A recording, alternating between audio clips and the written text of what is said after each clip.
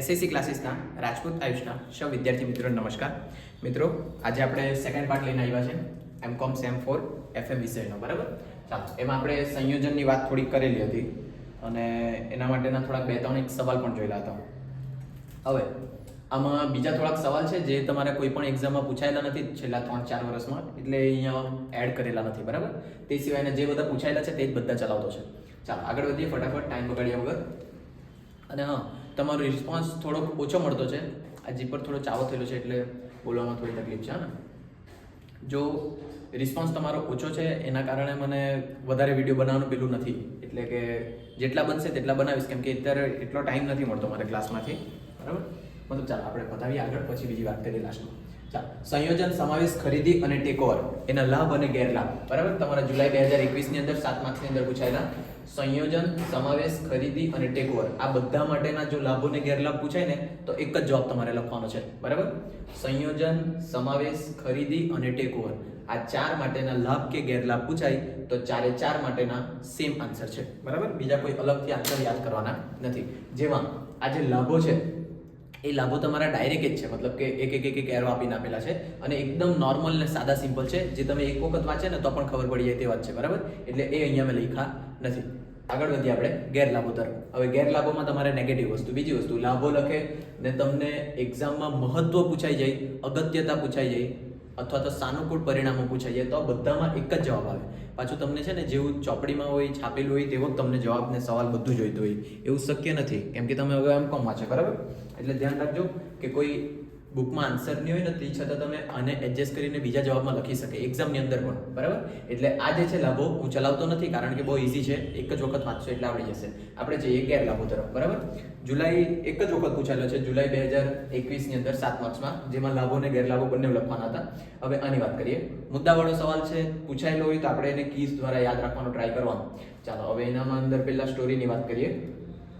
આપણે last time જે પેલી સ્ટોરી લીધેલી હતી, એક નવી દુનિયા હતી જેની અંદર દેશી સાબ દુનિયાનું નામ રાખેલું હતું અને એની અંદર બધા ક થી લઈને જ્ઞ સુધી બધી બારાક્ષરી વાળા લોકો લેતા હતા. બરાબર, તો તેમાંનો એક હતો વય. શું નામ હતું? વય. આ જે વય છે ને, બસ મતલબ કોઈકથી કામ કઢાવવાનું, અમુક વ્યક્તિઓ ખબર, જો કોઈ પાસેથી કામ કઢાવવાનું હોય તો એની આગળ થોડુંક એમ રડવા જેવું મોડું કરી દઈને પેલો સામેવાળાનું હૃદય પીગળાવીને પછી એ કામ કરાવી લે, એવો હતો આ વય. બરાબર, તો એક દિવસ આ વ થી લઈને પેલા આવી રીતના આવે ને, બારાક્ષરીમાં વ થી સ્ટાર્ટ થાય, વ, વા, પછી વી, વી, આવી રીતના વહ સુધી. બરાબર, તો આ લોકો જે છે બધા એક સાથે મળીને ગયેલા હતા હોટલમાં જમવા માટે. બરાબર, તો બહુ મોટી ને મોંઘી હોટલ હતી. પહેલા તો બધા ગયા તો આના જે બે દોસ્તારો હતા, વી ને વી, રસેવાળું વી ને દીર્ઘેવાળું વી, આ બંને વી આના એકદમ બેસ્ટી હતા. બરાબર, તો પહેલા તો એ લોકોએ નક્કી કરેલું કે અમે બંને આના પૈસા આપી લેવું. બરાબર, આ છે ને બહુ પૈસાવાળો હતો પણ બધાને ગરીબ કહેતો હતો, બહુ એટલે અપરંપાર પૈસાવાળો. તો આ બધાને ગરીબ કહેતો એટલે પેલા બંને કીધેલું કે અમે તારા પૈસા આપી લેવું. પણ ત્યાં શું થયું, આ બંને જે ગાડી પર આવતા હતા તે ગાડી પંચર થઈ ગઈ. હવે આ લોકો બધા પહોંચ્યા, પેલા બેની રાહ જોયા વગર આ લોકોએ ખાવાનું ચાલુ કરી રાખ્યું. બરાબર, હવે આ તો ભાઈ પેલા લોકોની રાહ જોયા કરે કે એ લોકો આવે તો પૈસા આપે, ખાવાનું કારણે બી સ્ટાર્ટ કરી દીધું. અને હવે બાકીના બધા એનાથી વાકેફ કે એ કેવો માણસ, પણ પેલા હું બેસ્ટી એટલે પછી જતું કરી દે. હે ને, તો હવે પેલા બંને તો આવ્યા નહીં, ફોન આવી ગયો કે ભાઈ અમારાથી તો અવાય તેવું મળે નહીં, ટાયર પંચર થઈ ગયેલો છે.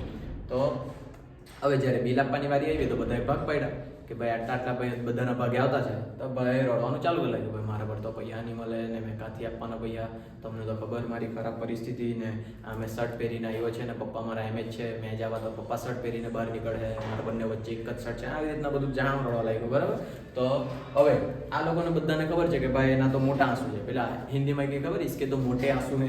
અને એ રીતના એને કીધું અને એમ કીધું કે આ જે છે વા જે છે, વાનું જરીક હૃદય પીગળ્યું, એ એમ કે ચાલ ભાઈ એના પૈસા આપી લે એમ કે. બરાબર, તો પેલા એક હસીને એમ કે વે, આ એનું નામ લઈને જોરથી કીધું વે એના તો મોટા આંસુ. હું કીધું એના મોટા આંસુ, એના બહુ મોટા મોટા આંસુ છે, એ તો અમથો જ છે, જુઠ્ઠો સારો. અને એમ કરીને એના પૈસા અપાયા. ચાલો, તો આ કીથી તમારે મુદ્દા યાદ રાખવાના છે. વે પરથી વૈવિધીકરણનો વધુ પડતો વિશાળ વિસ્તાર, પછી મોટા કદનો શોખ, આગળ ખાડો છે કે ટેકરો તે જોયા વગર કૂદકો મારવો, અ પરથી અતિરિક્ત કિંમતની ચૂકવણી અને સુ પરથી સુગ્રથિતતાનો લાભ, અભાવ, સોરી લાભ નહીં, અભાવ. બરાબર, આવી રીતના છે તમારા ટોટલ 5 મુદ્દા. ચાલો તો હવે પહેલા મુદ્દાની વાત કરીએ, વૈવિધ્યકરણનો વધુ પડતો વિશાળ વિસ્તાર. જો તમે સંયોજનનું અર્થ ભૂલી ગયેલા તો એકવાર પાછું યાદ કરી લો. એક કંપની છે અને બીજી કંપની છે, બંને કંપનીઓ ભેગી મળીને કોઈક નવી કંપની બનાવે તેને કહેવાય સંયોજન. અને સમાવેશ એટલે એક કંપની છે બીજી કંપનીને પોતાની અંદર સમાવી લે. જેમ કે એરટેલ લે કયું હતું પેલું યુનિનોર, ટેલિનોરને ખરીદી લીધું હતું. તો ટેલિનોરે એરટેલને હા ને અહીંયા લખીએ ઉદાહરણ પાછું, યુનિનોર એનું નામ ચેન્જ થઈને શું થયેલું, ટેલિનોર, બરાબર. પછી આ ટેલિનોરને કોણે ખરીદી લીધેલું, એરટેલ. આ એક ફેમસ ઉદાહરણ છે, તે જ સૌથી બેસ્ટ છે. અને હવે જો આ ટેલિનોરને એરટેલે ખરીદી લીધું તો એરટેલે ટેલિનોરને પોતાની અંદર સમાવેશ કરેલો કહેવાય. ક્લિયર આટલું બધાને? પછી વોડાફોન અને આઈડિયા આ બંને મળીને નવી કંપની બનાવી વીઆઈ. તો આ કહેવાય તમારું સંયોજન. ક્લિયર? સંયોજન અને સમાવેશ. પછી ખરીદી અને ટેકઓવર. આ જે કર્યું ને તેને ખરીદી અને ટેકઓવર તરીકે બી ઓળખી શકીએ કે પેલી કંપનીને મેં ખરીદી લીધું અથવા તો ટેકઓવર કરી લીધું. એટલે જ્યારે આ ચારે ચાર મુદ્દા મતલબ આ ચારે ચાર સવાલ પૂછાય તો તે બધામાં સેમ આન્સર આવશે તમારો. ચાલો પહેલા મુદ્દા પર હતા આપણે, વૈવિધ્યકરણનો વધુ પડતો વિશાળ વિસ્તાર. હવે વૈવિધ્યકરણ એટલે કે જેટલું તમે જુદું જુદું બધું લાવી શકે. જેમ કે મેં પહેલા શર્ટ વેચતો હતો, હવે મેં પેન્ટવાળાને બી સમાવેશ કરી લીધો છે, બૂટવાળાને બી સમાવેશ કરી લીધો છે. હવે જેટલું બી વૈવિધ્યકરણ થાય ને, જેટલું વધારે વિશાળ કરાવે તેટલો વધારે પડતો મારા ઉપર પ્રેશર આવશે. મારા ઉપર એટલે કે જેની મેઇન માલિક હશે તે સંચાલન કરવામાં ખામી બતાવશે. પછી ક્યાં તો પછી તમે શર્ટ પર ધ્યાન આપવા જાય તો તમારા બૂટવાળું રહી જાય, બૂટ પર ધ્યાન આપવા જાય તો પેન્ટવાળું રહી જાય, આવી રીતના. એટલે કે જો બહુ વધારે જ પડતો વિશાળ વિસ્તાર થઈ જાય ને તો તમારું સંચાલન કરવાની ખામી આવવા લાગે, એના પછી તમારું ઉત્પાદનની ખામી આવી લાગે, કર્મચારીઓની વચ્ચે મતભેદ ઊભો થવા લાગે. આવા બહુ બધી કઠોર પરિસ્થિતિઓ ઊભી થાય કે જે શેના કારણે ઊભી થાય, વિશાળ વિસ્તાર થવાના કારણે, બરાબર. અને વિશાળ વિસ્તાર થવાનું કારણ શું છે, સંયોજન અને સમાવેશ. ચાલો આગળ વધીએ. સેકન્ડ, મોટા કદનો શોખ. હવે અમુક વ્યક્તિઓ કેવા હોય, તે લોકોને છે ને કંપની જ્યારે મોટી હોય ને તો એ લોકોને ગમતું હોય, એ મોટા કદનો શોખ રાખતા હોય. એટલે છે ને આ કંઈક થવાનું મળે નહીં, એ લોકોથી કંઈક કેપેસિટી નથી, તે છતાં પણ એ લોકોને શોખ છે કે અમારી કંપની મોટી હોવા જોઈએ. એના કારણે એ લોકો પૈસાના પેલા પર બધાને ખાલી સમાવ્યા કરે. તો એના કારણે જેને સમાવ્યું તે કંપનીઓ પતે અને જે એ લોકો કરતા છે પોતાની ધંધે તે બી તમારો પતી જાય.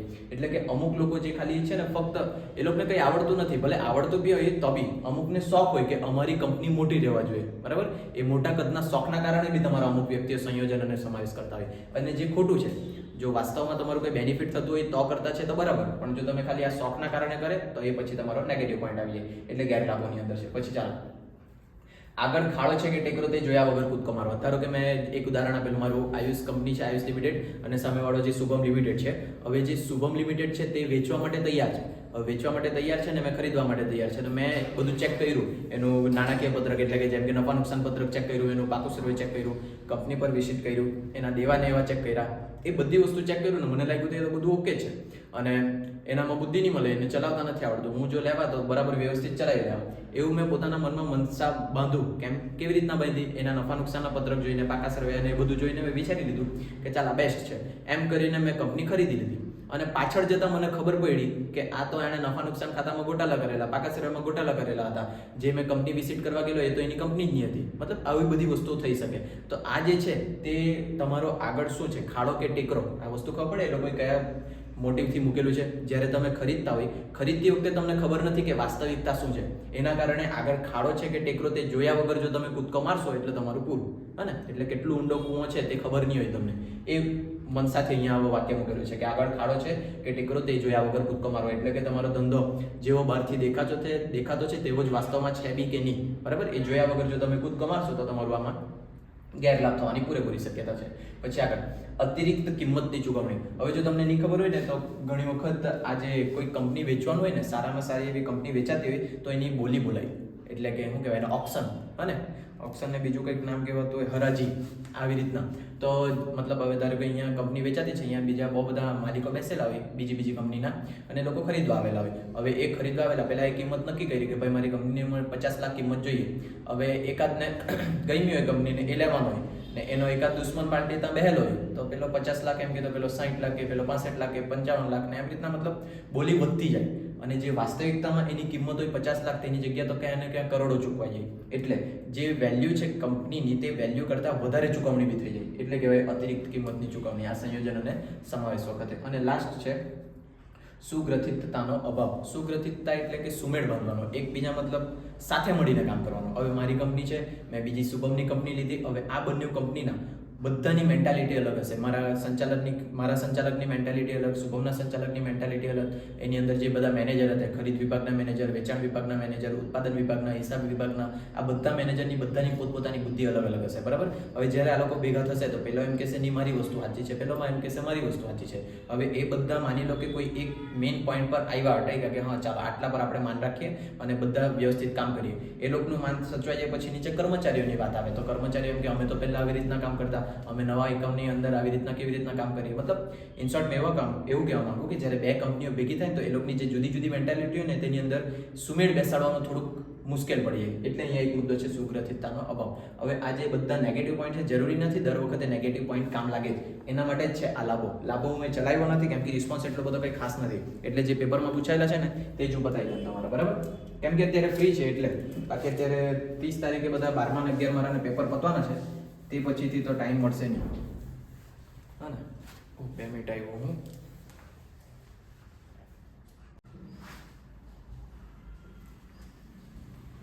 ચાલો આજે એક કામ હતું એટલે હવે જોઈ લેજો. આગળ વધીએ આપણે.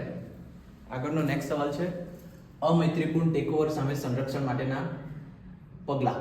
હવે આ પગલાંની અંદર બે પ્રકારના પગલાં છે, એક પ્રતિરોધક પગલાં અને બીજું સક્રિય પગલાં. અને તમે એક્ઝામમાં સવાલ જોશો ને તો નિવારક પગલાં એવી રીતના સવાલ પૂછાતો છે. આ સક્રિય પગલાં જ એટલે તમારા નિવારક પગલાં.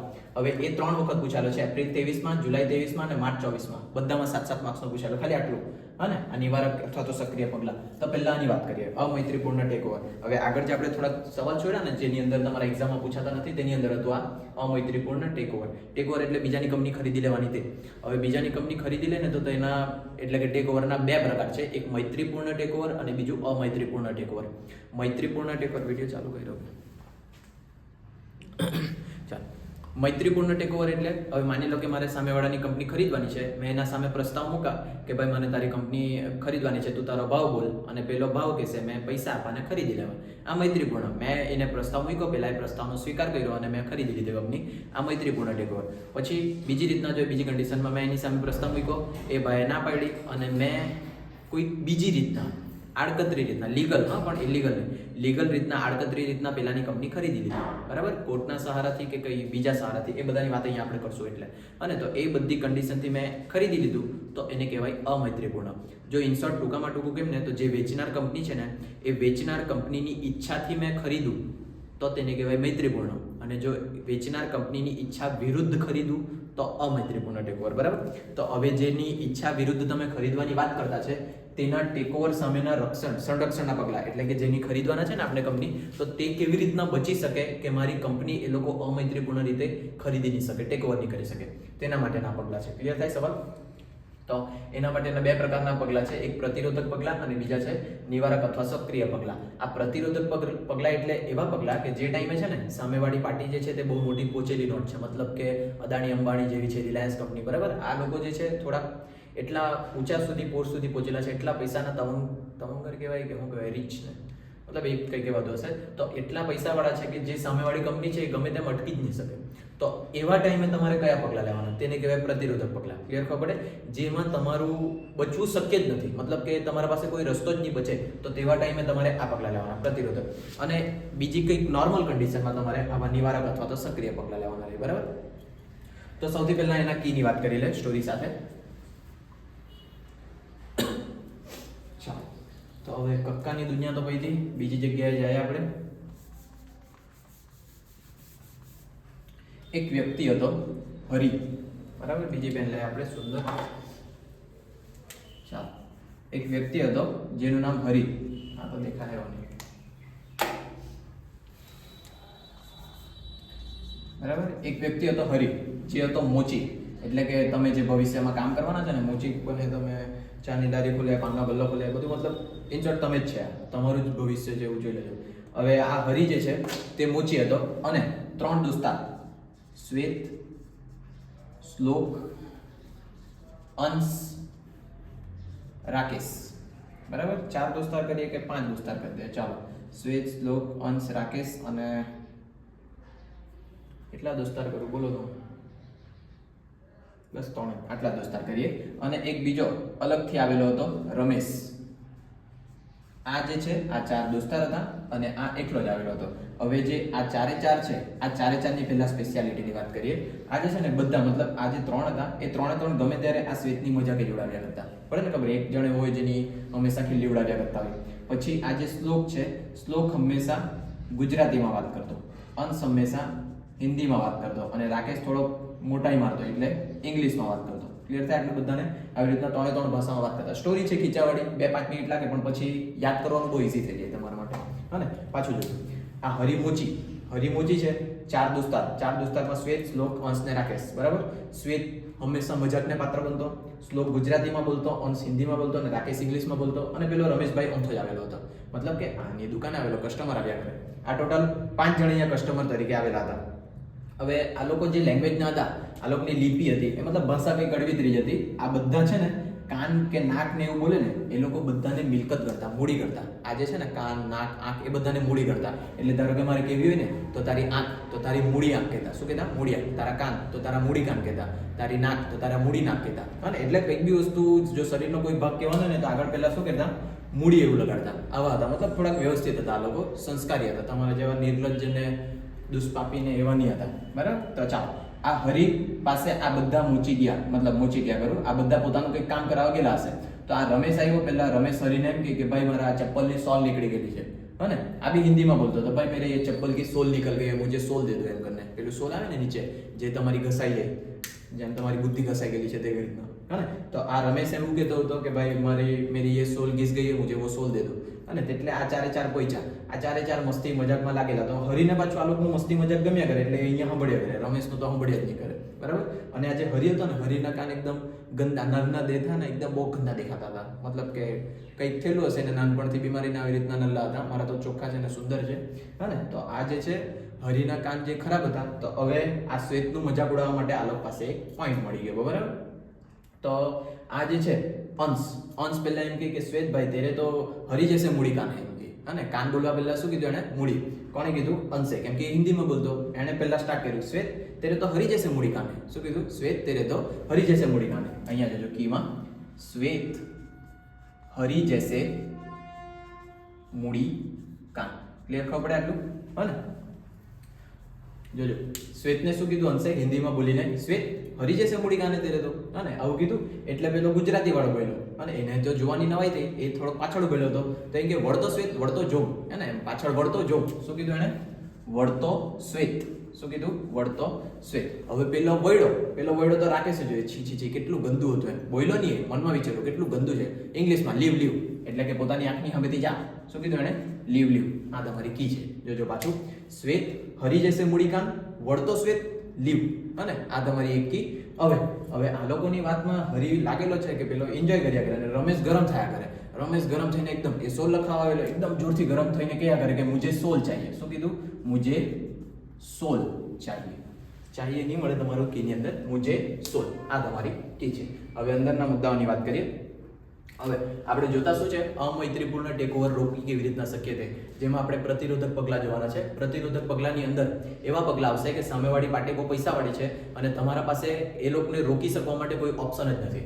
હવે આની અંદર જે મુદ્દા છે ને, બધા મુદ્દા તમારા ઉલટા સુલટા નહીં થાય ને એટલે મેં ચોપડી હાથમાં જ રાખું. બરાબર. એટલા સારા ઉદાહરણ આપ્યા છે આપણે. પહેલો કયો મુદ્દો છે? મુગટના મોતીઓનું લીલામ.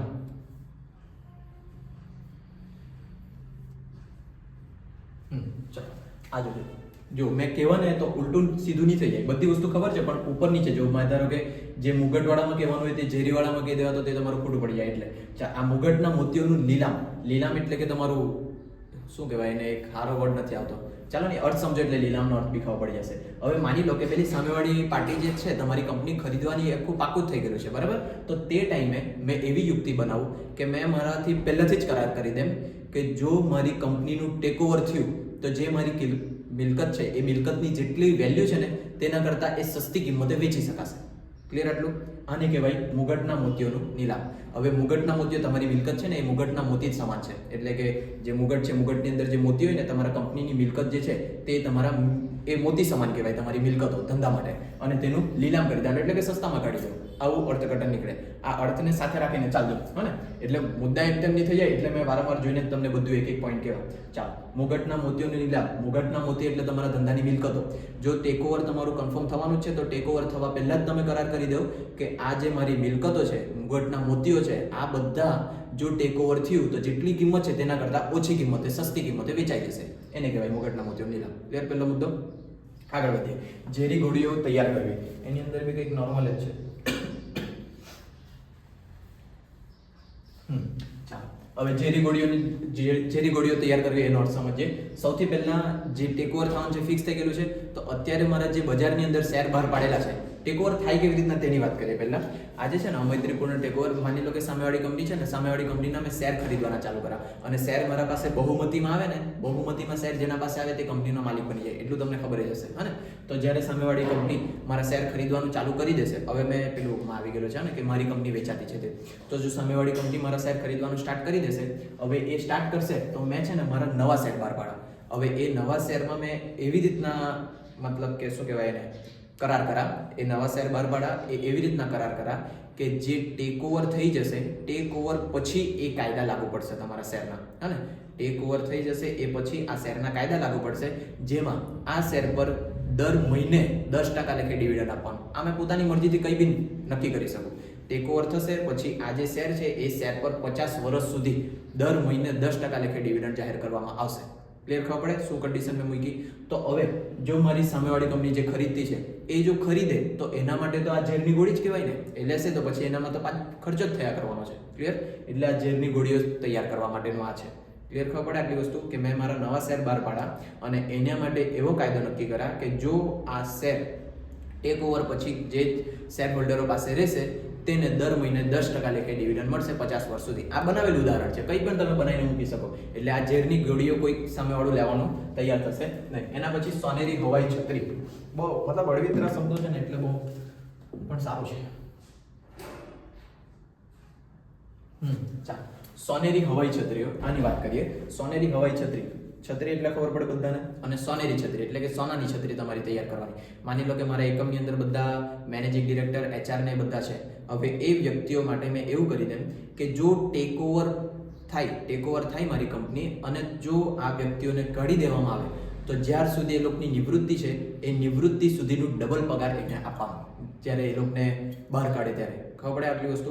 મેં મારી કંપની ધારો કે ટેક ઓવર થવાની શક્યતા પર છે તો મારા નીચે જેટલા બી છે મેનેજિંગ ડિરેક્ટર, HR કે જનરલ મેનેજર, એ બધા માટે એક કરાર કરી દેમ કે જો હવે મારી કંપનીનું ટેક ઓવર થયું અને ટેક ઓવર પછી જો આ લોકોને એ લોકોની સત્તામાંથી કાઢી નાખ્યા અને એ કાઢી નાખ્યા પછી જેટલી નિવૃત્તિ સુધીની પગાર છે એ પગાર ડબલ કરીને આપવાની. હવે એ લોકો માટે એ સોનાની છત્રી છે. ખબર પડે? જે લોકો કંપનીમાં કામ કરતા છે એ લોકો માટે સોનાની છત્રી છે, એટલે આને આપ્યું છે સોનેરી હવાઈ છત્રી. ચાલો આગળ વધીએ. લક્ષ્યાંકિત કિંમતને ટેક ઓવર માટે બિન આકર્ષક બનાવવી. હા, આ તો નોર્મલ જ છે. ચાલો, લક્ષ્યાંકિત કંપનીને ટેક ઓવર માટે બિન આકર્ષક બનાવવી એટલે કે જે લોકો કંપની ખરીદવાના છે એ કંપની ખરીદવા માટે એ લોકોને એટ્રેક્ટ નહીં થાય તેવું કરી દેવાનું. એટ્રેક્ટ નહીં થાય એટલે હા ને, એકાદ સારું ઉદાહરણ આમાં હોય તો જોઈ લે.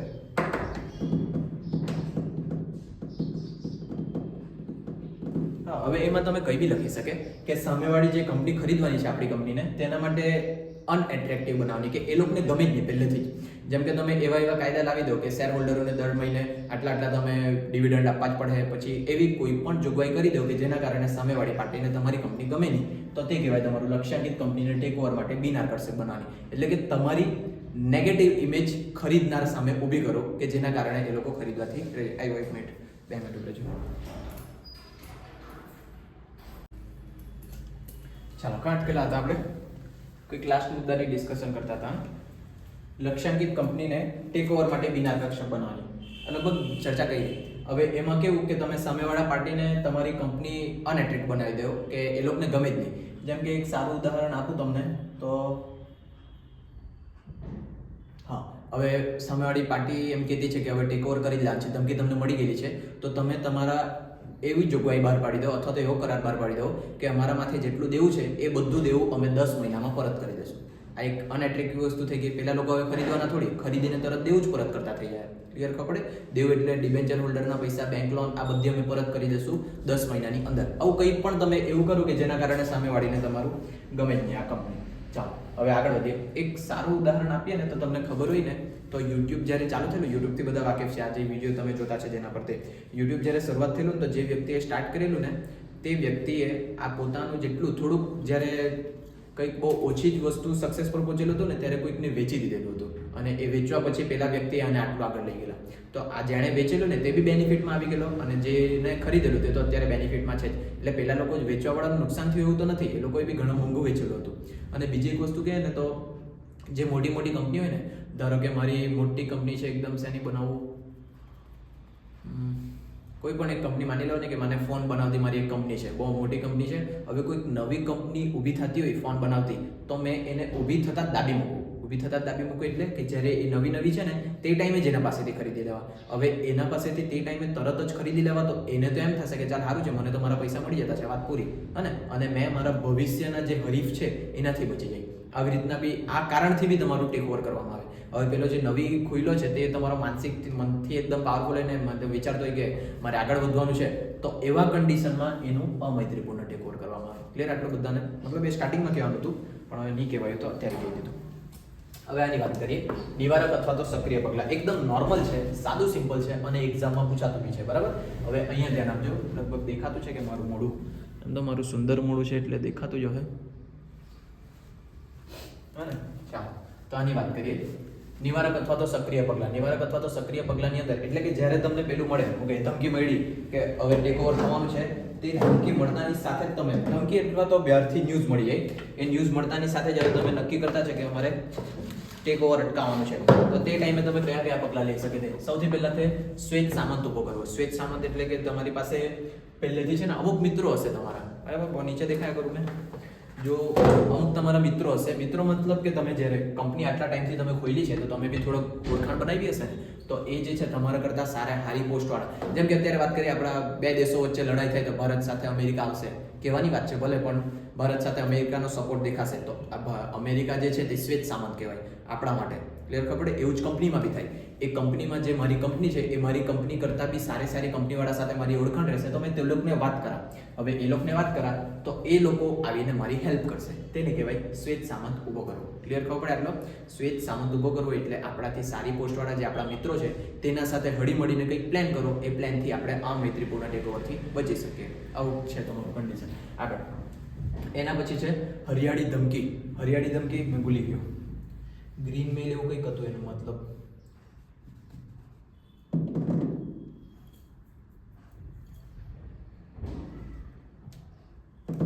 હા, યાદ આવી ગયું. ચાલો, હરિયાળી ધમકીમાં એટલે કે છે ને તમારે જ્યારે શેર ખરીદાઈ જાય ને ત્યારે મતલબ મારા પાસે 52-55% શેર છે તો મેં કંપનીનો માલિક આરામથી બની જાઉં, તો મેં સામેવાળીને ધમકી આપ્યા કરા ને તું મને વેચી દેની, તો મેં તો એમ બી માલિક બની જવાનો છે. શેર હોલ્ડરની જ્યારે ચૂંટણી થશે તે ચૂંટણીમાં મેં મારો સંચાલક ઊભો કરી દેવા, આવી રીતના ધમકી મળે. તો હવે મેં ધમકી આપતો છે તો પેલો શું કરશે, એક ત્રીજી પાર્ટી લાવશે અને એ ત્રીજી પાર્ટીથી એવું કહેશે કે તું આના પાસેથી બધા શેર ખરીદી લે, બરાબર? અને એ શેર ખરીદવા માટે પેલો મને લાલચ આપશે પ્રીમિયમથી વેચવાનું ને એવી રીતના, બરાબર? ની માને તો ધમકી આપીને ગમે તેમ કરીને મતલબ ઇનશોર્ટ મારા પાસેથી શેર ખરીદાવી લેશે. હવે મારા પાસેથી શેર પેલો ખરીદાવી લેશે, મારી સત્તા ગેલા ગઈ અને પેલો બચી જશે. પણ તે ટાઈમે પેલો સામેવાળો પેલો જેણે ખરીદેલું ને તે બી તો તમારું શું કહેવાય એને વાટ લગાડવા આવી શકે. તો એના સાથે છે ને પહેલેથી જ કરાર કરી દેવામાં આવે કે ભાઈ તું આવી રીતના નાટક કરવાનો નથી. ક્લિયર? આટલું તે છે તમારી હરિયાળી ધમકી. પછી જેસે તેનું કરારનામું એટલે કે જે સામેવાળો ટેક ઓવર કરતો છે એને મેં પહેલાથી જ કહી દેવા કે ભાઈ અમારી જેવી કંપની છે તેવી કંપની, તેવા જ કાયદા કાનૂન, તેવી જ મિલકત, તેવી જ જોગવાઈ, તેવા કર્મચારી અને તેવા જ સંચાલકો રહેવા જોઈએ. જેસે તે તેસે જ રહેવાનું. મતલબ કે સામેવાળો છે તેણે ખરીદવાનું, તું ભલે ખરીદ પણ અમારું જેવી કંપની ચાલતી છે તેવી જ કંપની ચાલવા દે છે. એટલે કે થોડાક ટાઈમ માટે તમે ટાળી શકે, બાકી આનાથી ડરાતો તો કંઈ નથી. હે ને? પછી આગળ મૂડી માળખામાં ફેરફાર. તમારું મૂડી માળખામાં ફેરફાર કરી દેવું અને એટલે કે જ્યારે સામેવાળાથી ધમકી મળી ને કે તમારું ખરીદાઈ જશે તો તમારું મૂડી માળખું એવું કરી દેવું કે તમારા ધંધામાં દેવું વધારે પડતું ઊભું કરી દેવું. અને મૂડી માળખું એટલે ખબર પડે ને, ઇક્વિટી શેર આપવાના, પ્રેફરન્સ શેર કે ડિબેન્ચર, આટલું બહાર પાડીએ, શું બહાર પાડીએ તેને મૂડી માળખું કહેવાય. તો હવે આ મૂડી માળખામાં તમે ડિબેન્ચર બહુ બધા બહાર પાડી દો, એટલે કે એ તમારું દેવું કહેવાય. અને પછી બેંકમાંથી લોન લઈ લેવું દુનિયાભરની, એટલે તમારા કંપનીની અંદર દેવું વધારે પડતું દેખાશે. હવે દેવું વધારે પડતું દેખાશે તો સામેવાળી પાર્ટી એમ બી ખરીદવાની નથી, કેમ કે દેવું જ ચૂકવવું પડશે. એના પછી કાનૂની કાર્યવાહી કરવી. હવે કાનૂની કાર્યવાહી કરવી એટલે કોર્ટનો સહારો લો. સિમ્પલ, કોર્ટને જઈને કેવું કે ભાઈ આવી રીતના છે ને, અમને નથી કરવું ને, મતલબ ટૂંકમાં આમાં બી સામેવાળી પાર્ટી પૈસાવાળી હશે અને કાયદાકીય રીતના વ્યવસ્થિત હશે. જીતવાની તો છે, પણ તેટલા ટાઈમ સુધી આપણને સમય મળી જાય. કેસ જ્યાર સુધી ચાલશે ત્યાર સુધી ટાઈમ મળે ને આપણે કંઈક બીજું બી વિચારી શકીએ. બરાબર, એટલે કાનૂનનો સહારો લો. પછી વળતો ઘા ઝીકો. આ વળતો ઘા ઝીકો એટલે બધા માટે શક્ય નથી. માની લો કે એક વ્યક્તિએ મારી કંપની ટેકઓવર કરવાની વાત કરી. હવે મેં એના લેવલનો હશે ને તો મેં એને સામે એવું કહેવાય કે મેં તારી ટેકઓવર કરી લે. આને કહેવાય વળતો ઘા ઝીકવાનો. એટલે કે પહેલા એ જે કર્યું છે તે પહેલા ધમકી આપી, મેં સામે ધમકી આપી કે મેં બી તારા કરી દે, પણ મારા પર એટલી કેપેસિટી હોવા જોઈએ તો ને, મારા ખિસ્સામાં 10 રૂપિયા મેં ધમકી આપ્યા કરતો હોય, વડાપાવ ખાવાનો વાંધો હોય ને, આવું નહીં થાય મારથી. ચાલો, પછી શ્વેત અંગરક્ષક દ્વારા રક્ષણ મેળવવું. અંગરક્ષક એટલે ખબર પડે ને બધાને કે જે તમારી રક્ષા કરતો હોય તે. એવો એક, એ તો ખાલી નામ એવું આવ્યું છે, એક એવી પાર્ટી ઊભી કરો. એ પાર્ટીને કેવું કે ભાઈ તું અમારા અંગરક્ષક તરીકે કામ કરશે. કરાર પહેલેથી કરવામાં આવે, બરાબર. અંગરક્ષક તરીકે કામ કરશે. જેટલી બી મારી જામીનગીરી ને બધું શેર ને બધું છે બધું એના નામે ઠોકી દેવામાં આવે, હે ને. બધું એના નામે ઠોકી દઈ ને એ બધું ખરીદી લઈ અને એ હવે બધો વ્યવહાર સાચવતો છે, હા ને. પણ એના સાથે પહેલેથી જ કરાર કરી લેવાનો કે તું પાછું અમાયદરીપૂર્ણ ટેકઓવર વાળું કંઈક મગજમારી કરતો નહીં, હા ને. એટલે એ એક વ્યક્તિ અથવા તો એક સંસ્થાની એવી નિમણૂક કરવામાં આવે જે તમારા બધા શેર ને બધું તમારું સાચવે ખરીદીને, હા ને. પછી જ્યારે તમારી આ સમસ્યા કે લાગે ત્યારે પાછું વેચી દે, અથવા તો જ્યારે મારા પાસે પૈસા આવે ત્યારે મેં પાછું ખરીદી લેવા. અને લિવરેજ વાળું પુનઃમૂડીકરણ કરવું. આજે અત્યારે ભણ્યો ને મૂડી માળખામાં ફેરફાર કરવું, તેમ સેમ એવું જ છે અહીંયા. લિવરેજ વાળું પુનઃમૂડીકરણ કરવું એટલે કે છે ને તમારા ધંધાની અંદર દેવા એટલા વધારી દો કે તમારું જે મૂડી ગિયરિંગ ગુણોત્તર આવે, દેવા ઇક્વિટી ગુણોત્તર આવે, એ એટલા બધા હાઈ કે એટલા બધા લો કે લાગે કે સામેવાળી કંપની એ ખરીદવાની વિચારે જ છોડી દે, બરાબર. એટલે કે આવી રીતના છે સવાલ તમારો. અને આવી રીતના કન્ટિન્યુ ભણાઈ શકું, પણ થોડાક જ દિવસ છે મારી પાસે. અહીંયા તમારું ચેપ્ટર પૂરું થઈ ગયું. 2 કે 3 વિડીયોમાં આખું ચેપ્ટર પૂરું થઈ જશે. અહીંયા થોડાક સવાલ મેં સ્કીપ કર્યા કારણ કે એટલું કંઈક સારું રિસ્પોન્સ મળ્યું નથી. એના કારણે જો આગળ જો વિડીયો બનાવવાના હશે તો તમારે જલ્દી કહેવા પડશે, કેમ કે પછી એક્ઝામ નજીક આવી જશે તો પાછું મારથી બનાવાશે નહીં, કેમ કે મારે બી વાંચવાનું. હું પણ એમ જ કરતો છે અત્યારે, સેમ 4માં જ છે, અને ને કેટીની મોડા પહેલી જ વખત છે. અને બીજું શું કહેવાનું હતું, અને બસ આટલું જ કામ છે. એટલે કહેજો હવે આગળ સેકન્ડ ચેપ્ટર તો અત્યારે ચાલુ કરવાનું નથી, કેમ કે રિસ્પોન્સ મળે પછી જ બનાવે. ખાલી ફોકટ મેં એકલો જ બનાવ્યા કરું ને કંઈ બેનિફિટ બીજું તમને લાગતું હોય કે આ યુટ્યુબ પરથી પૈસા એની ઇન્કમ હશે, તેવી ઇન્કમ જરા બી નથી. હા, મારી આની અંદર ખાલી 800-900 સબસ્ક્રાઈબર હશે. હા, બીજું કહેવાનું હતું, હા, આમાં નંબર 5-6 લાખ રૂપિયા મોકલી દેજો. Thank you so much.